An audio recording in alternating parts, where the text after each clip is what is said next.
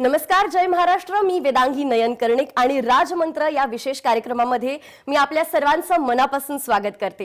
या कार्यक्रमामध्ये आपण राजकीय घडामोडींचा भविष्यवेध घेत असतो आणि त्याचबरोबर आपण बोलणार आहोत संपूर्ण जगाला हादरून टाकलेल्या कोरोना व्हायरसवर देखील, आणि हे वर्ष आपल्या सर्वांसाठी कसं असेल यावर देखील आपण एक नजर टाकणार आहोत. आणि याविषयी चर्चा करण्यासाठी आपल्याबरोबर पंडित राजकुमार शर्मा जी देखिल आहेत.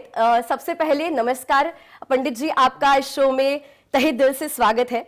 आपने कही बहुत सारी जो बातें हैं वो हमने देखी है कि वो कैसे रियल में आती है, और आप जो बताते हो वो बिल्कुल सच हो जाता है 99%. और इसी बारे में आज हम आपसे बात करने वाले हैं. बहुत सारे विशेष मुद्दे हैं जिनके ऊपर हम चर्चा करने वाले हैं. सबसे पहले बात करते हैं आने वाले साल यानी 2021 के बारे में. तो ये साल हमारे देश के लिए और संपूर्ण विश्व के लिए कैसा होने वाला है 2021? नमस्कार दर्शकों को एक बार फिर मैं स्वागत करता हूं. जिस तरह से 2020 गया, आपने देखा कि हर व्यक्ति व्याकुल हो गया, हर व्यक्ति बीमार हो गया, चाहे वो शारीरिक तौर पर नहीं मानसिक तौर पर बीमार हो गया. मगर यहाँ पर आपने बहुत ही महत्वपूर्ण सवाल किया है कि 2021 कैसा होगा, क्योंकि लोग पूरी दुनिया 2021 के ऊपर अपना नजर गाड़ कर बैठी हुई है. और अगर हम 2021 नए वर्ष की बात करें तो अंग्रेजी न्यू ईयर हम लोग इसको बोलते हैं. This is a new year of western world. हम लोग जो है वैदिक न्यू वर्ष या हिंदू न्यू वर्ष जो है वो 13 अप्रैल 2021 को शुरू होता है. मगर क्योंकि पूरी दुनिया मनाती है, इसके लिए हमने इसका भी विश्लेषण किया. हिंदू पंचांग के मुताबिक, क्योंकि यहां पर भी हम 31 तारीख की रात का मुहूर्त लेंगे. दिन गुरुवार, पौष मास, द्वितीय पक्ष, पुष्य नक्षत्र, कन्या लगन में इसका आरंभ हो रहा है. तो कन्या लगन के जो स्वामी हैं वो बुध हैं. वो बुध इस वक्त जो बुध हैं वो अपने शत्रु गुरु की राशि में, धनु राशि में सूर्य के साथ बैठे हुए हैं. देखिए, मिला जुला साल रहेगा. नए साल की बधाई देने की बजाय मैं ये कहूंगा लोगों को कि हाथ धोइए और साथ में डिस्टेंस रखिए. अभी तक कोरोना जो है वो खत्म नहीं हुआ है. हाँ, डेफिनेटली नए साल के 3 महीने के बाद, क्योंकि पिछले साल का जो स्वामी था वो बुध और चंद्रमा था. जो लोग ज्योतिष के ज्ञाता हैं वो बात समझते हैं कि जब बुध और चंद्रमा, यानी बुध राजा था, मंत्री चंद्रमा था. जो लोग ज्योतिष के ज्ञाता हैं, थोड़ा सा भी ज्ञान रखते हैं, बुध और चंद्रमा जब भी इकट्ठा होता है तो डेफिनेटली रेस्टलेस होती है. और जब 2020 फरवरी में शनि ने मकर राशि में 2 जनवरी में शनि ने मकर राशि में प्रवेश किया, 20 तारीख को, 20 फरवरी 2020 को, तो डेफिनेटली एक हंगामा हो गया. आप 1857 की बात कर लीजिए, वायरस आया. 1916 की बात कर लीजिए, तभी वायरस आया. 1942 की बात कर, जब जब शनि मकर राशि में आए, या तो विश्व युद्ध हुआ या फिर कहीं ना कहीं कोई ना कोई तकलीफ आई. आर्थिक मंदी का दौर आया. हम चाइना को आरोप करते हैं, उस वक्त तो कोई प्लेन भी नहीं चलते थे. चाइना को आरोप करते हैं. मैं तो कहता हूं कि चाइना से भी निकला हो तो भी इसने पूरे विश्व को हिलाकर रख दिया. यहां पर एक बात समझ लेनी बहुत जरूरी है कि 1916-17 में वर्ल्ड वॉर हुआ, उसी वक्त प्लेग आई. 1947 में, 1942 से 47 तक, यानी तभी भी जो वर्ल्ड वॉर 2 हुआ, हिटलर की लड़ाई हुई, उस वक्त भी जो है शनि मकर राशि में था. जब जब शनि मकर राशि में आता है तो कहते हैं कि न्याय दिलाता है, पापियों को दंड देता है. इसलिए 2021 की बात करें तो 2021 के फरवरी, मार्च यानी 13 अप्रैल तक, क्योंकि इस पिछले साल का जो राजा बुध और चंद्रमा साथ में प्रमादी संवत्सर था. संवत्सर बोलते हैं हिंदू धर्म के, एक बरस को संवत्सर बोलते हैं हम. तो 2021 जो होगा उसमें 13 अप्रैल से प्रमादी यानी खत्म हो जाएगा और आनंद संवत्सर शुरू होगा, जिससे कि डेफिनेटली आनंदमय वातावरण बनेंगे. मगर अप्रैल तक आपको बहुत ध्यान रखना है. किसी ना किसी तरह की मुसीबत वापस खड़ी हो सकती है. जैसे आपने देखा यूके में एक और वायरस नया बोलते हैं आ गया। जी। कुछ ना कुछ समस्याएं जो हैं 13 अप्रैल तक खड़ी होती हुई दिखाई देती हैं। इसलिए हाथ धोइए, डिस्टेंस रखिए, अपनी सुरक्षा का ध्यान रखिए, किसी भी तरह का रिस्क मत लीजिए। आपने बिल्कुल सही बात कही है और मेरा अगला सवाल भी यही था कि इस साल ने यानी 2020 ने सबके लोगों के जो नाक में दम कर रखा है और हम सब इंतजार में है कि ये साल कब खत्म होने वाला है और 2021 कब आएगा। तो क्या हमारी जिंदगी में रोशनी की किरण आती हुई दिखेगी? क्या 2021 में हम फाइनली कोरोना वायरस से छुटकारा पा सकेंगे? बहुत ही सुंदर सवाल किया आपने, क्योंकि दुनिया जो है इस सवाल का जवाब चाहती है। मैंने 23 सितंबर से पहले एक शो किया था और बोला था कि 23 सितंबर से लेकर 23 दिसंबर तक, यानी राहु जो है वृषभ और वृश्चिक राशि में, केतु जो है परिवर्तित हो रहे हैं, तो इनसे डेफिनेटली कोरोना वायरस में कमी आएगी। डेफिनेटली कोरोना वायरस की अगर हम लाट देखें तो उसमें कमी आई है। 1 लाख कोरोना पेशेंट हमारे यहाँ रोज होते थे, आज की 20 से 25 हजार की तादाद रह गई है। मैं तो प्रभु से यही प्रार्थना करूंगा वो भी ना हो। 23 सितंबर तक हमने ये भी बोला था कि वैक्सीन जरूर आ जाएगी, आपको याद होगा मित्रों। हाँ जी। 23 सितंबर से 23 दिसंबर तक वैक्सीन का इजाद हो जाएगा, वैक्सीन भी आ जाएगी।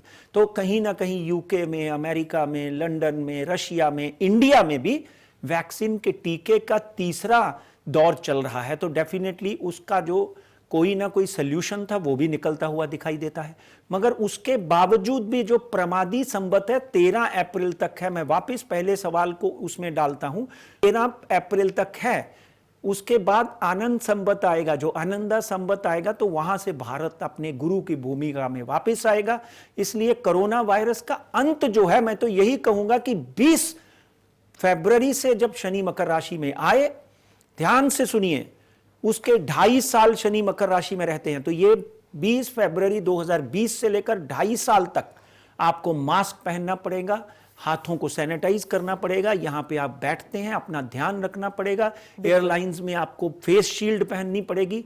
और ये इसके बावजूद तभी जाकर कोरोना से हम मुक्ति पा सकते हैं। ये तो एक चेतावनी है, मगर planetary position according to the planets, जो प्लैनेटरी पोजीशन है उसमें डेफिनेटली अप्रैल 2000, फिर वही भविष्यवाणी में दोहराता हूं कि सितंबर से दिसंबर तक वैक्सीन के योग बनते हैं, जो आनी शुरू हो गई है। कोरोना में कमी आएगी जो होनी शुरू हो गई है। अब 13 अप्रैल 2021 के बाद जो संवत शुरू होगा, उस वहां तक कोरोना की जो चाल है वो अभी अगर 30% रह गई है तो वो 10% रह जाएगी। डेफिनेटली इसमें कमी आएगी। ये एक नए साल की खुशखबरी है, मगर 13 अप्रैल तक सचेत रहिए। जी जी, बिल्कुल सही। और आपने जिस तरह से बताया है, हम सब बहुत ही एक्साइटेड है कि फाइनली हमें कोरोना वायरस से छुटकारा मिलते हुए नजर आ रहा है। और 2021 साल की बात हो ही रही है पंडित जी, तो आर्थिक व्यवस्था कैसी रहेगी हमारे देश की और सारे विश्व की? My god, this is a very important question. जी, ये बहुत ही महत्वपूर्ण, हाँ, सारे सवाल आपने बहुत चुन चुन के आज निकाले हैं। ये सवाल तो जरूरी इतना महत्वपूर्ण हो गया। लोग मुझे पूछते भी हैं फोन करके कि पंडित जी यहाँ पे ऐसा हो गया कि शेयर मार्केट तो बढ़ती जा रही है, 47,000 हो गई, मगर विश्व की इकोनॉमी तो श्रिंक होते जा रही है। हमारे भारत का जीडीपी -26 हो गया था, अभी -28 रह गया है। तो क्या होगा पूरे विश्व की अर्थव्यवस्था को? अर्थव्यवस्था के लिए 2021 बहुत ही बुरा साल होगा, जिसमें अर्थव्यवस्थाएं जो हैं वो तहस नहस हो जाएंगी, लोगों के सपने चकनाचूर हो जाएंगे, क्योंकि अभी तक कोरोना वायरस से हम लड़ रहे हैं। अपने घर में जो हमारे पास में पैसा था उससे हम अपना गुजारा कर रहे हैं। कितने हजारों लाखों फैक्ट्रियां बंद हो गई, लोग सड़क के ऊपर आ गए, बहुत से लोगों ने सुसाइड कर लिए। वातावरण इस तरह का जो है वो डेफिनेटली बहुत ही भयानक और भयावह है। एक बात ध्यान से सुनिए, अर्थव्यवस्था पूरे विश्व की डेफिनेटली अगले 1 साल तक 20 फरवरी 2022 तक श्रिंक होती हुई आपको दिखाई देगी। डेफिनेटली इसमें अगर सबसे महत्वपूर्ण देश हैं जो एक गुरु और लीडर की भूमिका में सामने आएंगे, वो एकमेव देश है वो हमारा देश हिंदुस्तान और भारत है, जिसको नरेंद्र मोदी जी जैसा एक महत्वाकांक्षी नेता मिला, प्रधानमंत्री मिला। और दूसरा एक देश है, उसका नाम है वियतनाम। ये दो देश ऐसे हैं जिनकी इकोनॉमी जो है वो डेफिनेटली श्रिंक नहीं करेगी, सडनली बाउंस बैक कर जाएगी। आपने देखा मार्केट की परिस्थिति ऐसी है कि मार्केट पहले ही, यानी कोरोना के आने से पहले ही मार्केट जो है वो 30,000 का आंकड़ा बीएससी ने देख लिया था। 8,000, 7,900, 8,000 का निफ्टी ने देख लिया था। आज हम 47,000 पे खड़े हैं, ऑलमोस्ट डबल 9 महीने के अंदर हमने छलांग मार दी है। सिमिलरली 8,000 से 13,780 निफ्टी आज चल रही है। तो ये जो छलांग है ये संकेत देती है कि भारत की अर्थव्यवस्था में एक नई क्रांति आने वाली है। फॉरेन इन्वेस्टर की होड़ लगेगी, इंडस्ट्रियलाइजेशन की होड़ लगेगी, मगर ये श्रिंक यानी पाताल में गई हुई अर्थव्यवस्था को ऊपर आते हुए, उभरते हुए 1 साल 20 फरवरी 2022 तक जूझना पड़ेगा। उसके बाद डेफिनेट भारत तरक्की के पथ पर है, मगर पूरी दुनिया के साथ में है हम भी। इसलिए 1 साल तक आपको संयम रखना होगा, नए कामों में, नए व्यापार में हाथ आजमाने होंगे। बहुत से ऐसी इंडस्ट्री है जिन्होंने मास्क, पीपीटी किट, सैनिटाइजर बनाने शुरू कर दिए। बहुत से लोगों ने, क्योंकि 2 चीजें चल रही थी कोरोना में, या तो शेयर मार्केट चल रही थी, सुपर मार्केट चल रही थी, और या फिर मेडिकल शॉप्स चल रही थी, और या हॉस्पिटल चल रहे थे। अब वापिस अर्थव्यवस्था पटरी पर आती हुई दिखाई देती है, पर भागने की बात करें तो वो अभी भी हमको 20 फरवरी 2022 तक इंतजार करना पड़ेगा। जी बिलकुल, आपने एक बहुत ही गुड न्यूज दी हम सबको, आणि याबद्दल आपण अजून चर्चा करणार आहोत। अजून देखील आपल्याकडे काही प्रश्न आहेत पंडितजींसाठी आणि त्यांच्याकडून आपण उत्तर देखील जाणून घेणार आहोत। पण आता सध्या वेळ झाली आहे राजमंत्रामध्ये एका छोट्याशा विश्रांतीची। पाहत रहा जय महाराष्ट्र।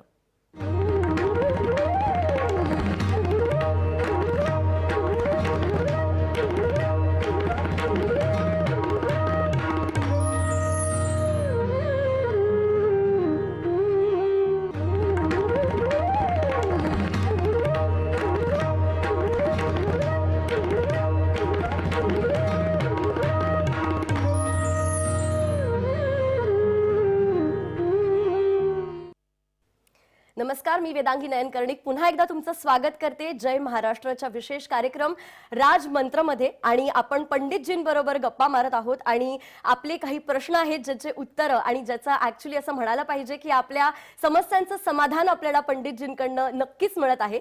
और पंडित जी, अगले सवाल की ओर हम बढ़ते हैं। अभी जैसे हम देख रहे हैं राजनीति की बात करें तो अगला साल यानी 2021 बहुत ही महत्वपूर्ण है, क्योंकि पश्चिम बंगाल में इलेक्शंस होने वाले हैं।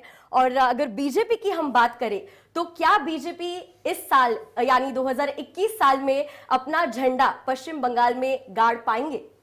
बहुत ही पेचीदा और बहुत ही धर्म संकट में डालने वाला सवाल आपने किया मेरे को, मगर मैं धर्म संकट में डलता आया हूं और इससे पार पड़ते आया हूं। साईं और मौला की ऐसी कृपा रही है अभी तक।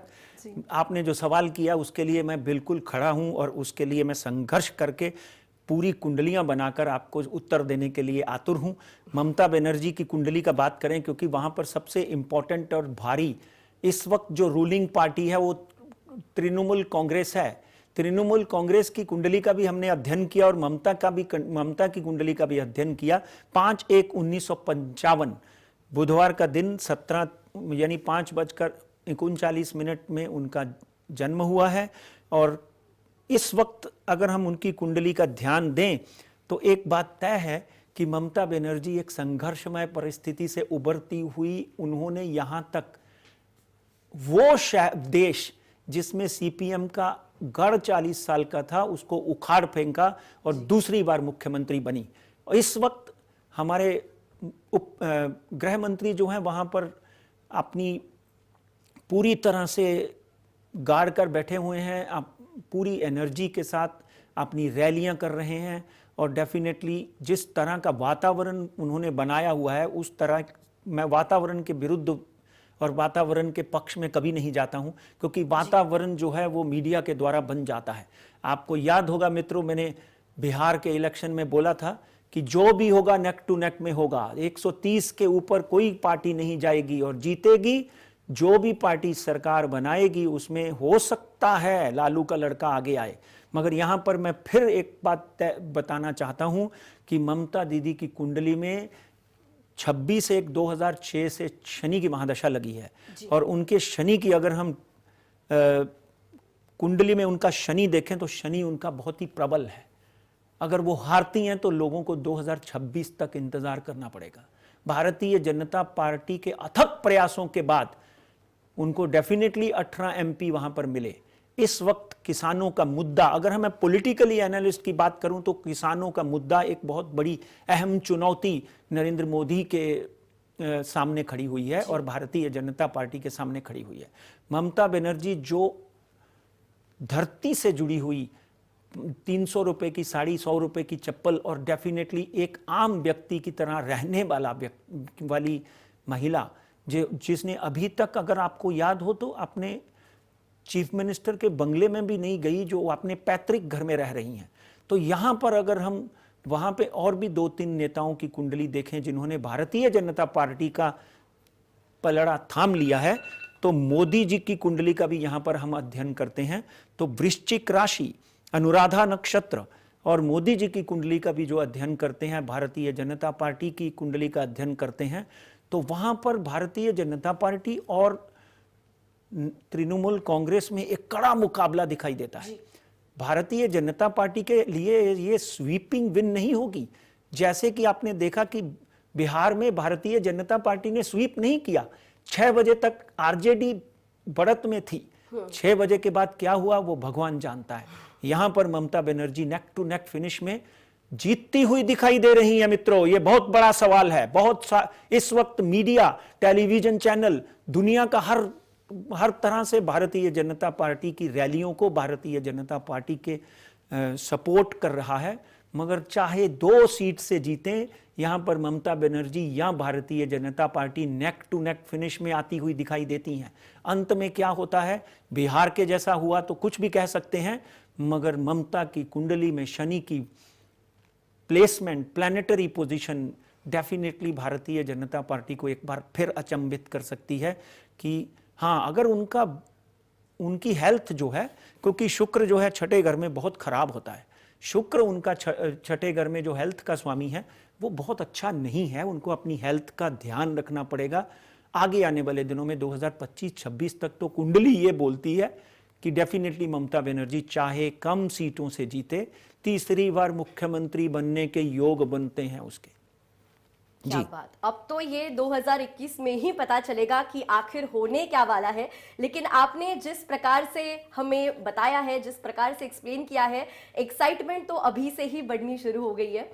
और पंडित जी, 2020 साल की बात करें तो ऐसा कहा जा रहा था कि विश्व युद्ध हो सकता है। अगर आतंकवाद की बात करें तो भारत और पाकिस्तान जैसे अनेक देशों में तनाव की स्थिति हमने देखी हुई है।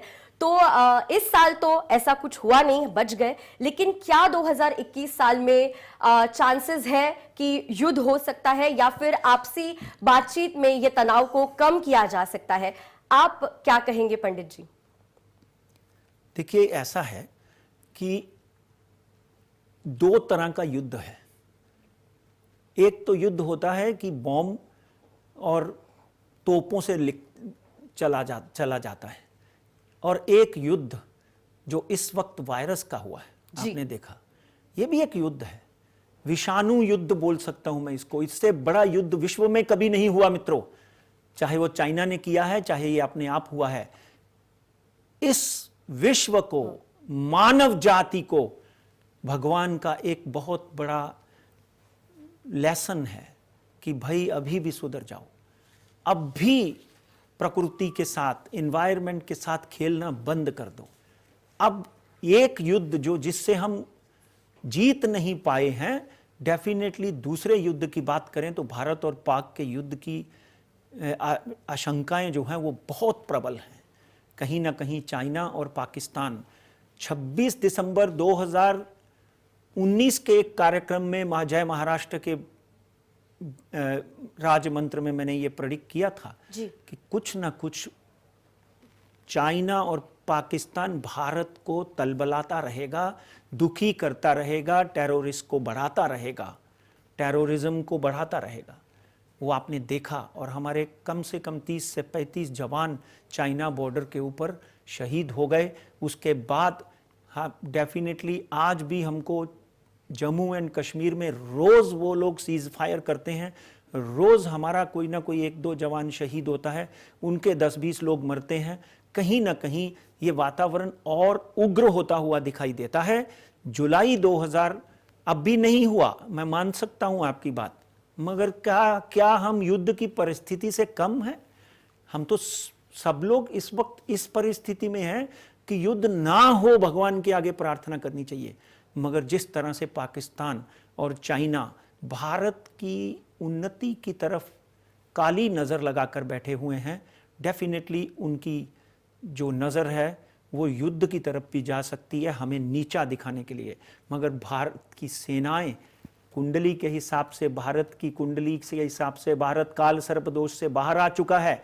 एक बात ध्यान रखिए, भारत 13 सितंबर से महागुरु बनता हुआ दिखाई देता है, विश्व गुरु बनता हुआ दिखाई देता है। भारत की सेनाओं में इतनी प्रबलता, इतनी पुष्टि, इतनी मजबूती आएगी कि पाकिस्तान और चाइना जैसे देश जो हैं उनको हथियार डालने पड़ सकते हैं। विश्व युद्ध की बात करें तो चाइना और अमेरिका में जो युद्ध था वो तो अभी जो बाइडेन के जीतने से टलता हुआ दिखाई देता है, मगर बाकी के देश जो हैं डेफिनेटली चाइना को हकारत भरी नज़र से देखते हैं। कहीं ना कहीं यह युद्ध जो है वहाँ से परिवर्तित होकर यहाँ इजराइल, फलस्तीन और लीबिया इस तरफ आ सकता है। युद्ध होने के पूरे चांस हैं, मगर भारत को अपने शत्रु से क्या, चाहे वो चाइना है चाहे वो पाकिस्तान है, पूरी तरह से सजग रहना पड़ेगा। अगले साल युद्ध के एक बार योग फिर बनेंगे, जो पिछले 3 महीने पहले बने थे फिर बनेंगे। इसलिए, और टेररिज्म की बात करें तो टेररिज्म को बढ़ावा देने से पाकिस्तान को तो डेफिनेटली कहीं ना कहीं पैसा मिलता है ये सब करने से। इसलिए ध्यान रखें, अपने हमारी सेनाओं को, हमारे नेताओं को ध्यान रखना पड़ेगा। बहुत बहुत शुक्रिया पंडित जी। और जैसे आप हमेशा हमसे जब बात करते हैं, आप सिर्फ हमें भविष्यवाणी ही नहीं बताते, भविष्य में क्या होने वाला है वही नहीं बताते, लेकिन आप हमें सचेत भी करते हैं, और हम कैसे बचे, उस स्थिति से हम कैसे ओवरकम करें, इस बारे में भी आप बताते हैं, हमारे व्यूअर्स का मार्गदर्शन करते हैं। इसके लिए बहुत बहुत शुक्रिया। आणि आता वेळ झाली आहे राजमंत्रमध्ये इथेच थांबण्याची। मात्र तुम्ही आता पाहत रहा जय महाराष्ट्र न्यूज।